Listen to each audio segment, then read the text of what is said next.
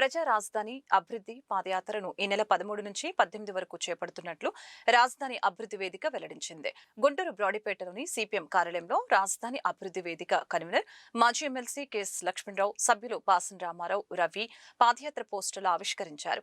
ఈ సందర్భంగా వారు మాట్లాడుతూ రాజధాని చట్టబద్ధత కల్పించాలని, రాజధాని నిర్మాణంలో స్థానికులకు ఉపాధి కల్పించాలని, రాజధాని ప్రజలకు ఇచ్చిన హామీలను అమలు చేయాలని డిమాండ్ చేశారు. పాదయాత్ర ముగిసిన తర్వాత 21వ తేదీన సిఆర్డీఏ అధికారులకు వినతి పత్రాలు సమర్పిస్తామని చెప్పారు. రాజధాని ప్రాంతాల్లోని విద్యార్థులకు అక్కడి విద్యాలయాల్లో ఉచిత విద్యను అందించాలని ఆకాంక్షించారు. అమరావతి ప్రాంతంలో అస్తవ్యస్తంగా మారిన రహదారులు, కాల్వలను అభివృద్ధి చేయాలని కోరారు. రాజధాని అభివృద్ధి వేదిక మొదటి నుండి రాజధానిగా అమరావతి కొనసాగాలి అనే ఒక స్పష్టమైన వైఖరితో ఉంది. అమరావతిలోనే రాజధాని ఉండాలనే దాన్ని మేము స్పష్టంగా బలపరిచాం. కానీ అదే సమయంలో ఈ రాజధాని ప్రజా రాజధానిగా ఉండాలని మేము ఆ వైఖరిని కలిగి ఉన్నాం. అందుకని రాజధానిని ప్రజా రాజధానిగా నిర్మించాలని కోరుతూ మార్చి 13వ తేదీ నుంచి 6 రోజుల పాటు ఒక 100 కిలోమీటర్ల పాదయాత్ర రాజధాని ప్రాంతంలో రాజధాని అభివృద్ధి వేదిక ఆధ్వర్యంలో నిర్వహించాలని భావించాం. దీన్ని విజయవంతం చేయాలని కోరుతా ఉన్నాం. ప్రధానంగా రాజధాని అమరావతికి చట్టబద్ధత కల్పించాలి. పార్లమెంటులో బిల్లు ప్రవేశపెట్టి ఇక రాజధాని ఇక్కడే ఉంటుంది అనే చట్టబద్ధత కల్పించాలని మేము డిమాండ్ చేస్తున్నాం. వాస్తవంగా ఇప్పుడు జరుగుతున్న సమావేశాల్లో ఆ రకమైన బిల్లు పెడతారని మేము ఆశించాం. కానీ అదేమీ కనపడటంలా. అంటే ఏ ప్రభుత్వం ఒకవేళ అధికారంలోకి వచ్చినా రాజధాని ఇక్కడే కొనసాగాలనే విధంగా చట్టాన్ని చేయాలి, పార్లమెంట్ ఆ చట్టాన్ని ఆమోదించాలని చెప్పేసి మేము డిమాండ్ చేస్తూ ఉన్నాం. రెండో అంశం, రాజధాని నిర్మాణానికి ఇప్పుడు జరుగుతున్న భవనాలు, అవి సచివాలయం కావచ్చు, రాజ్భవన్ కావచ్చు, హైకోర్టు కావచ్చు, ఈ సుమారుగా 47,000 నుంచి 50,000 కోట్లు ఖర్చు అవుతుంది. ఈ నిధులు ఇవ్వాల్సిన బాధ్యత కేంద్రం మీద ఉంది. కానీ కేంద్ర ప్రభుత్వం ఈ రోజుకి ₹1 కూడా ఇవ్వలేదు. ఏషియన్ డెవలప్మెంట్ బ్యాంకు నుంచి లేకపోతే ప్రపంచ బ్యాంకు నుంచి 15,000 కోట్ల రుణం ఇస్తే దానికి మేము గ్యారంటీ ఉంటాం తప్పితే మేము నిధులు ఇవ్వమని చెప్తున్నారు. అందుకని ఖచ్చితంగా రుణం కాకుండా గ్రాంటు, కేంద్ర ప్రభుత్వం ఇచ్చే గ్రాంటు రాజధాని నిర్మాణానికి ఉపయోగపడాలని, ఆ గ్రాంట్ కేంద్ర ప్రభుత్వం ఇవ్వాలని చెప్పేసి మేము డిమాండ్ చేస్తూ ఉన్నాం.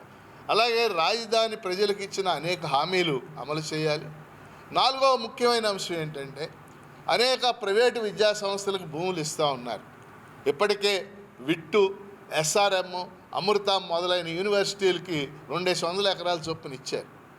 కానీ ఆ యూనివర్సిటీల్లో ఎక్కడా కూడా రైతుల పిల్లలకు కానీ లేకపోతే రాజధాని ప్రాంత విద్యార్థులకు కానీ ఎటువంటి కన్సెషన్స్ కూడా లేవు, ఎటువంటి ఫీజు రాయితీలు కూడా లేవు.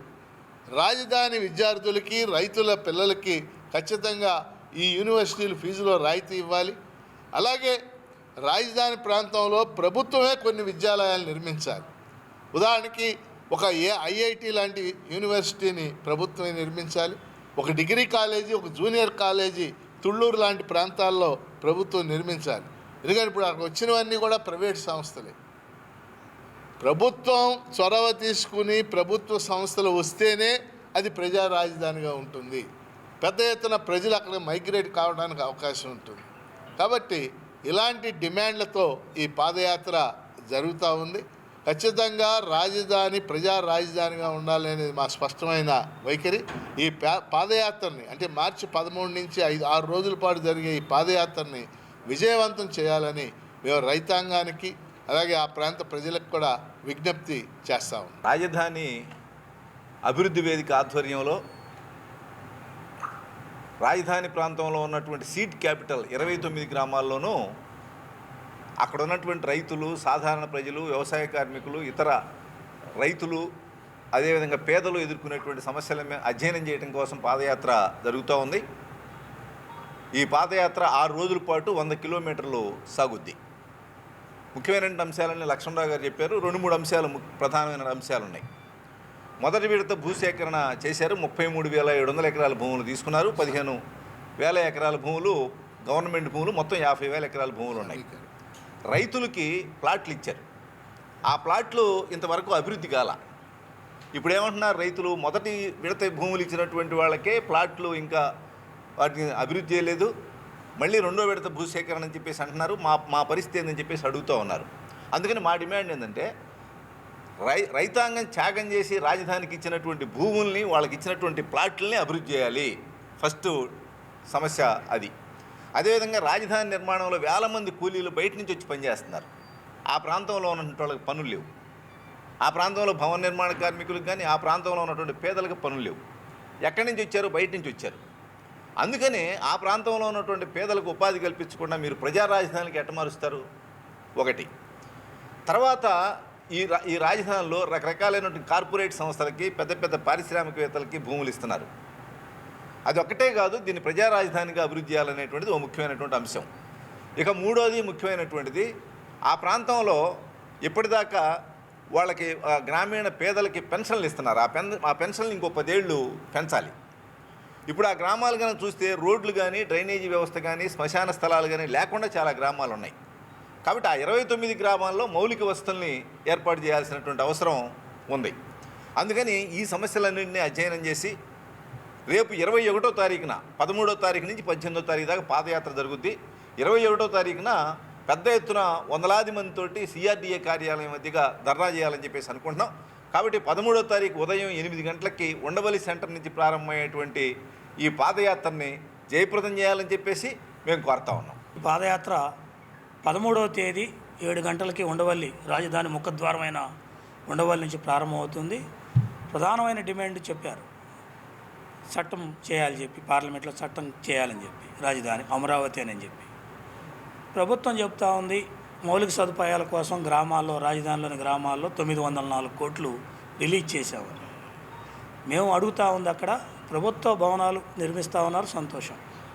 వాటితో పాటు గ్రామాల్లో కూడా మౌలిక సదుపాయాలు ఏకకాలంలో, ఆ భవనాలతో పాటు ఈ గ్రామాల్లో కూడా మౌలిక సదుపాయాలు ప్రభుత్వం ఏకకాలంలో పనులు ప్రారంభించాలి. ఇదిగో శాంక్షన్ చేసాం 904 కోట్లు అంటున్నారే తప్ప గ్రామాల్లో ఎక్కడ మౌలిక సదుపాయాల కల్పనకు ఇంతవరకు పనులు ప్రారంభం కాలేదు. అవి ప్రారంభించాలి.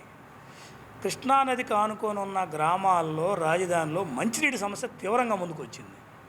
అది అసెంబ్లీ సచివాలయం ఉన్న మందడంతో సహా అల్లాడిపోతూ ఉన్నారు మంచినీళ్ళు. ఇప్పుడే వేసవి తీవ్రత పెరగకముందే మంచినీళ్ళ సమస్య అన్ని గ్రామాలు చుట్టూ ఉంది. తుళ్ళూరు, హెడ్ క్వార్టర్ తుళ్ళూరుతో సహా మంచినీళ్ళ సమస్యను రెట్టిఫై చేయడంలో చాలా నిర్లక్ష్యంగా ఉన్నారు. ఆర్డబ్ల్యూఎస్ కావచ్చు, సిఆర్డీ కావచ్చు, అక్కడ స్థానికంగా పంచాయతీ అధికారులు కావచ్చు, సమన్వయ లోపం క్లియర్గా కనపడతా ఉంది. దాన్ని వాటి సమన్వయం చేసుకుని అక్కడ మంచినీళ్ళు ప్రధానంగా కీలకంగా ఇవ్వాలి అనేది మేము కోరుతా ఉన్నాం. అట్లాగే అక్కడ వచ్చే పరిశ్రమలు పెట్టనివ్వండి, ఇంకొకటి పెట్టనివ్వండి, వాణిజ్యం, వ్యాపారం ఏం పెట్టినా అక్కడ వచ్చే ఫలాలు రాజధాని ప్రజలందరికీ దక్కాలి. ఇది వాళ్ళు కోరుకుంటా ఉంది. ఆ రాజధాని ప్రజలకు దక్కే విధంగా ప్రభుత్వం ఆ చర్యలు చేపట్టాలి.